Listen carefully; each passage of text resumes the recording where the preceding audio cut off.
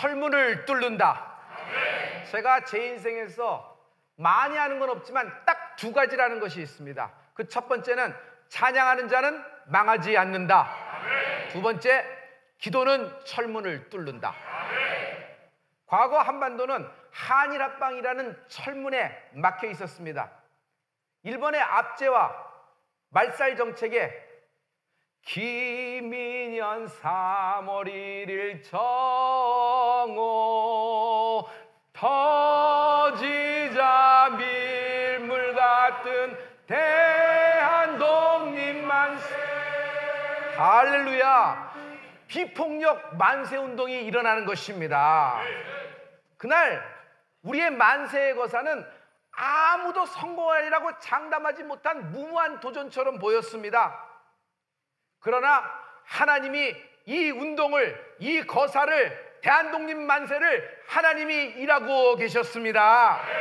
만세운동은 기독교의 기반을 갖고 있었던 것입니다. 당시에 모든 교회들은 만세운동의 거점이 되었으며 민족대표 33인 중에 16명이 크리스찬인 것이 그 증거이기도 합니다. 할렐루야. 영국 출신으로 한국에 온 스코틀랜드 선교사, 영국 출신으로 한국에 온 스코필드 선교사님이 계십니다. 거사 하루 전에 그는 부탁을 받습니다. 우리가 거사합니다. 만세를 거사합니다. 오셔서 사진을 찍어주세요. 그는 카메라를 들고 만세 현장을 누비고 다니면서 사진을 찍어대는 겁니다. 우리가 보고 있는 대부분의 3.1운동의 사진이 스코필드 선교사님의 사진 그 한 장이 증거가 되었던 것입니다. 그는 특별히 제암리 교회의 사건을 다룹니다. 제암리에서 만세운동이 일어나자 외경들은 제암리 교회에다가 남성들을 잡아넣습니다. 그리고 못질을 하고 총질을 하기 시작합니다. 그리고 산채로 제암리 교회를 통으로 불을 질러버렸습니다. 마을 전체를 다니면서 부녀자와 모든 아이들까지 다 무차별 살해를 한 것입니다. 스코필드 선교사님은 어려서 소아마비를 앓았어요. 다리가 불편한데도 불구하고 그 당시 모든 교통편이 어렵잖아요. 자전거를 타면서 제암리에 도착합니다. 이미 다 모든 것이 끝난 상태였습니다. 그리고 그 마을에서도, 그 교회에서도 이렇게 연기만 자욱하게 남고 잿더미만 있으면서 연기가 올라오는 그런 느낌이었는데 그것을 사진을 다 눌러대는 것입니다. 그리고 그 사진과 그 필름을 자기 구두 밑창과 불편해서 갖고 있던 목발에 숨기면서 외경의 눈을 피하면서 국외로 빠져나가서 여러분 세상에 알립니다. 일본은 만세운동으로 일어난 모든 탄압과 고문과 이런 학살에 대해서 숨기려고 했어요. 그러나 스코필드의 선교사님의 그 사진 한 장이, 그거의 증인 한마디가 드디어 세상의 만세운동을 알려주는 결정적인 계기가 되었던 것입니다. 스코필드 선교사님은 유관순 열사를 만납니다. 일본이 한국을 탄압하기 위해서 세운 감옥이 경성 감옥, 지금의 서대문 형무소입니다. 그 당시 유관순 열사는 서대문 형무소 8호실에 수감되어 있었을 때 스코필드 선교사님이 유관순 열사를 만나게 됩니다. 이곳은 일본이 우리나라를 탄압하고 압제하기 위해서 세운 경성 감옥 서대문 형무소입니다. 김인년 3월 1일 정오 터지자 밀물 같은 대한독립만세 목 놓아 외쳤던 당시 이하학당의 유관순, 이곳에 투옥되고 결국 순국하게 됩니다. 이곳에 만세운동이 일어날 때 많은 자들이 이곳에 갇혔지요. 그 만세운동, 비폭력적인 만세운동의 밑바탕에는 기독교 정신이 있었습니다. 여기에 보면은 3.1운동의 독립선언서도 이렇게 전시되어 있습니다. 여기 서명한 33명의 민족대표가 있는데 이 중에 16명이 크리스찬이었던 것입니다. 여기는 여옥사입니다. 이곳 여자가 수용되는 여옥사 8호실에 유관순 열사가 투옥되는 것입니다. 이제 8호실을 볼 수 있습니다. 이곳이 8호실입니다. 이곳에서 우리 유관순 열사가 여기 투옥되게 됩니다. 당시에 신관민, 어윤희, 심영식, 임명애, 권혜라, 이런 김양화 이런 사람들이 같이 이 방에 있었죠. 이 서술이 시퍼런 서대문 형무소에 아무도 면회 오거나 찾아오거나 위로할 수가 없었을 때 스코필드 선교사님이 이곳에 와 유관순을 만나 위로합니다. 세브란스 간호사로서 만세운동에 참여했던 노순경이라는 간호사가 있습니다. 이곳 여옥사에 같이 있었죠. 근데 그를 위로하러 면회를 스코필드 선교사님이 왔던 겁니다. 그 왔다가 유관순을 만나서 또 위로하고 아마 기도해 줬겠죠.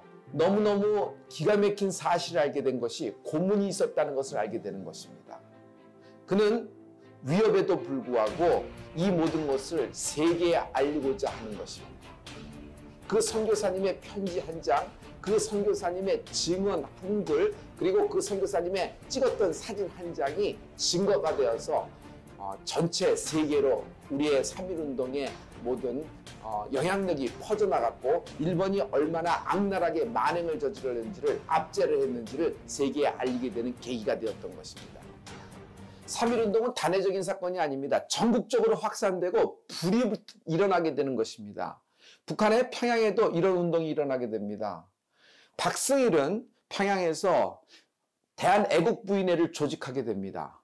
3.1운동의 영향력으로 상해 임시정부가 세웠다는 얘기를 듣고 애국부인회의 박승일 대표는 여성들의 비녀와 가락지 이런 것들을 모아서 군자금을 모집합니다. 그리고 독립군자금으로 상해에 보내는 역할을 맡게 되는 것이죠. 이 대한애국부인회 박승일 회장이 저 한별총장의 4대조 할머니입니다.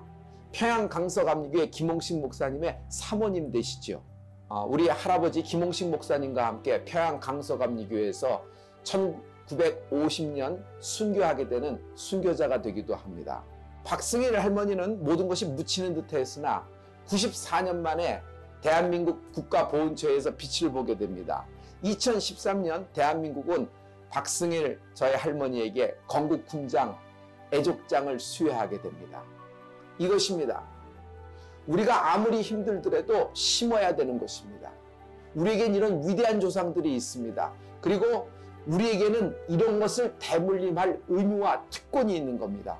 우리가 지금 기도하고 우리가 이 땅을 위해서 눈물로 예배하게 될 때 우리의 모든 자손들이 이 모든 영광과 이 축복을 누리게 될 줄 믿습니다.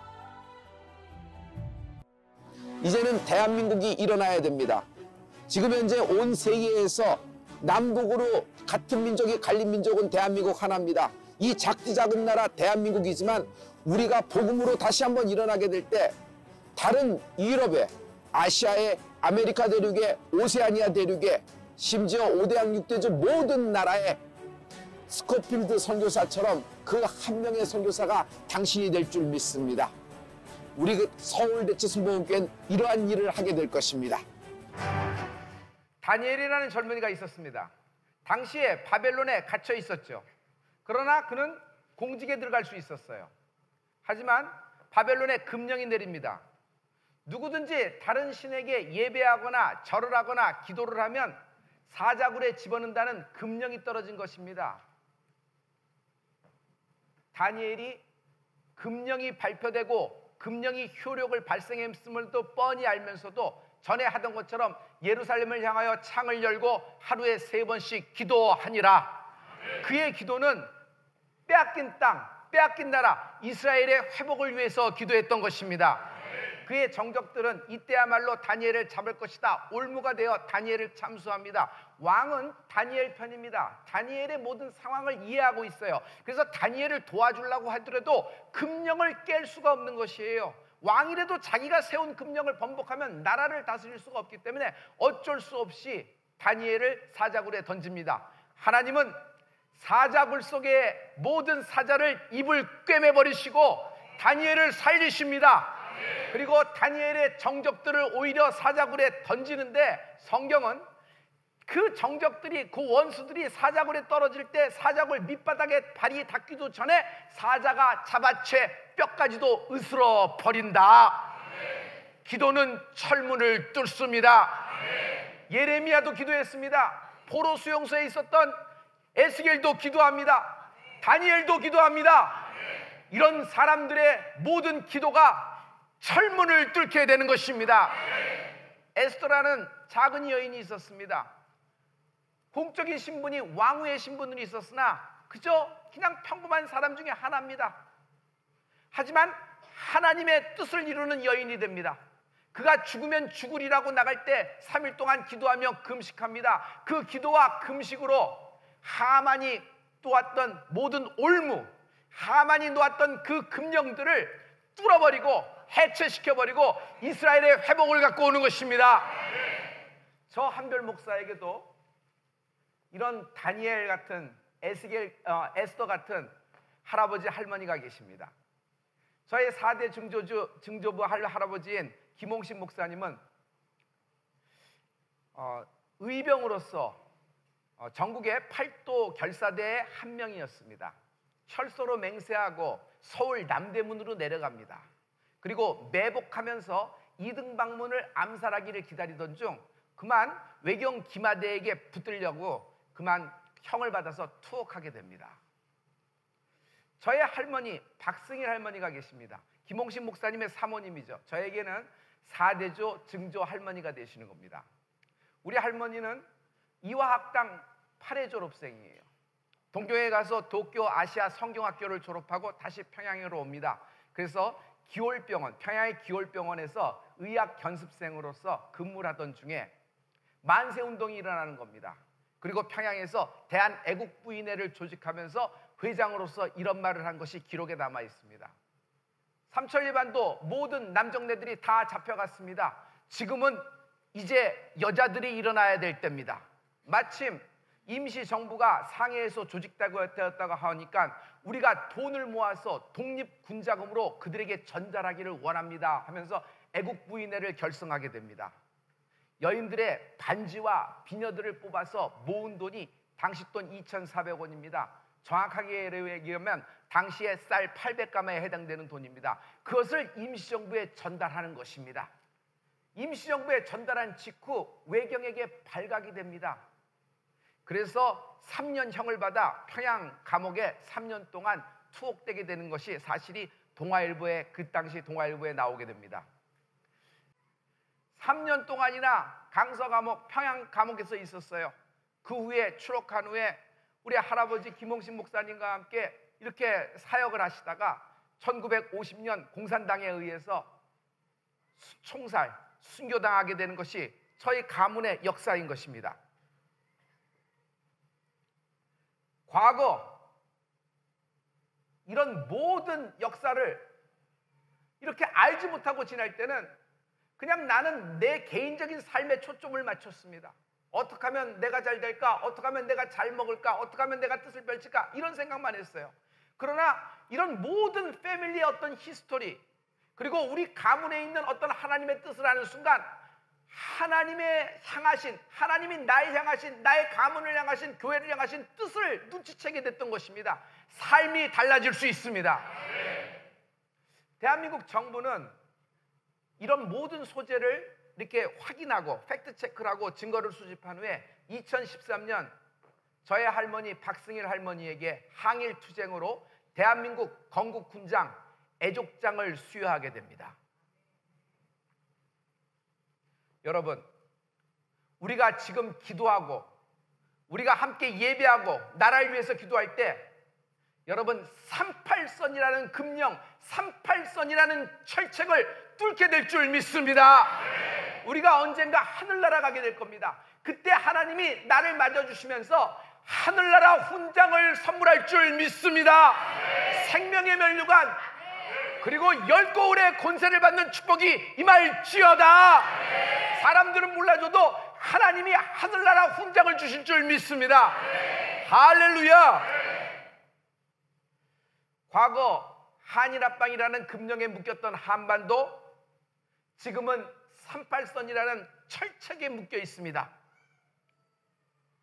한반도의 통일은 정치력, 군사력, 경제력이 아닌 오직 기도만이 철문을 뚫는다.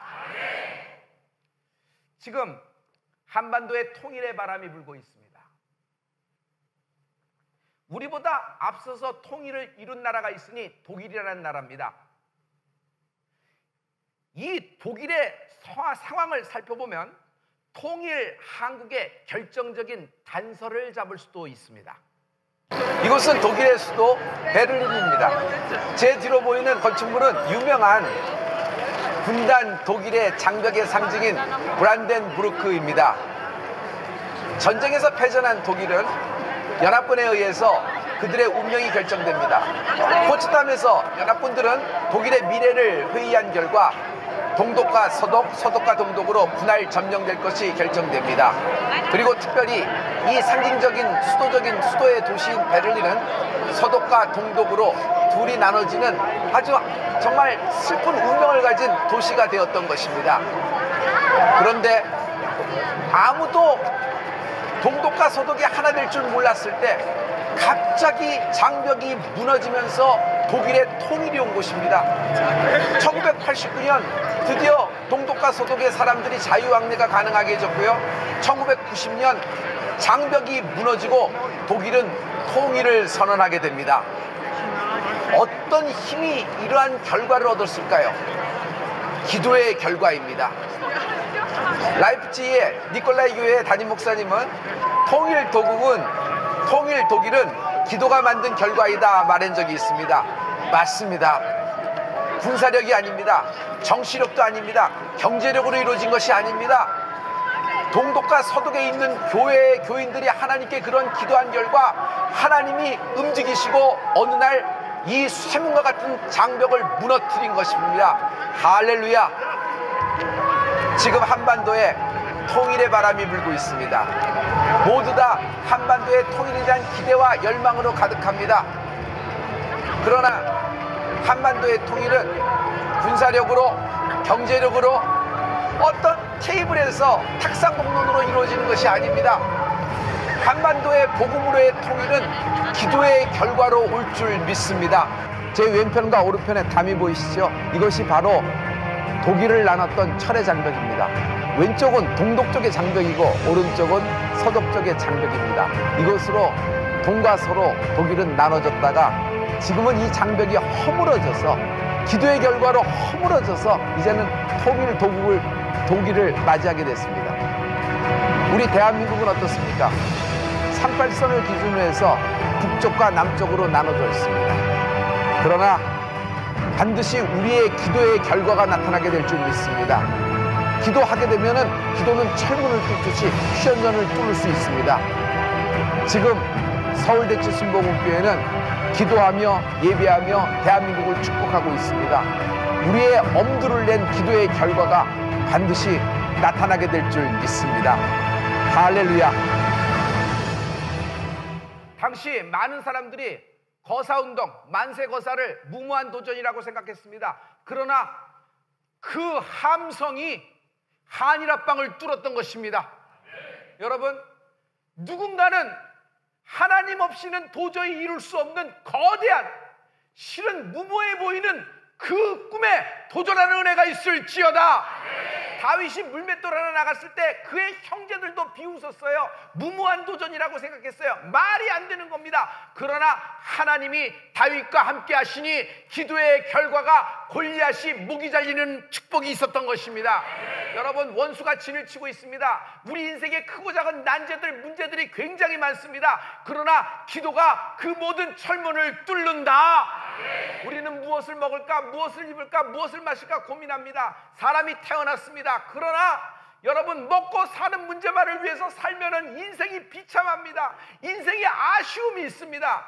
우리에게 먹고 사는 문제도 중요하지만 여러분, 이 시대에 하나님이 나를 향한 부르심을 듣는 은혜가 있을지어다. 우리는 한국인으로 태어났습니다. 우리 3.1절 100주년 예배에서 우리가 한번 다시 말하는 것은 우리가 모여 기도할 때 하나님은 38선이라는 금령, 38선이라는 철책을 뚫어주실 것이다. 이 축복이 여러분과 내게 있기를 예수 이름으로 축원합니다. 자녀들에게 이런 공부 저런 것 이래서 많은 취업과 많은 진학과 많은 것을 꿈꾸고 기도해 줘야 됩니다. 그러나 가장 중요한 것은 우리의 2세들에게 우리가 누구인지, 대한민국이 무엇인지, 우리가 어떻게 얻은 자유인지 확실히 알려주는 은혜가 있기를 예수 믿도록 축원합니다.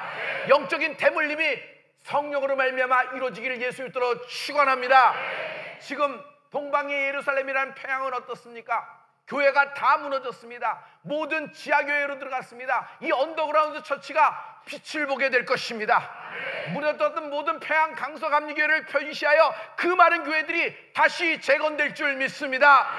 할렐루야, 할렐루야. 성도 여러분, 하나님을 향하여, 하나님을 위하여, 하나님 때문에 무모한 도전을 시작하라. 큰 꿈을 가져라. 이것 때문에 하나님이 여러분과 나와 우리 교회를 축복하실 것입니다. 다 같이 오른손을 높이 들고 하나님께 기도하기를 원합니다. 우리 이제는 나라와 민족을 위하여 먼저 기도하기를 원합니다. 그리고 자신의 개인 기도에 들어가십시오. 주여, 이 땅에 그날의 함성이 퍼졌을 때 아무도 이것이 성공하리라고 되는데 못했지만 이 비폭력적인 만세 운동을 축복하여 주심을 감사합니다. 하나님, 이 하나님이 이 날을 향하신 뜻이 이루어지게 도와주시옵소서. 모든 교회들의 분열과 다툼이 사라지게 도와주시옵시고 성령으로 하나 되게 도와주시옵소서. 성도여, 다 같이 주여를 세 번 부르고 하나님께 기도합니다.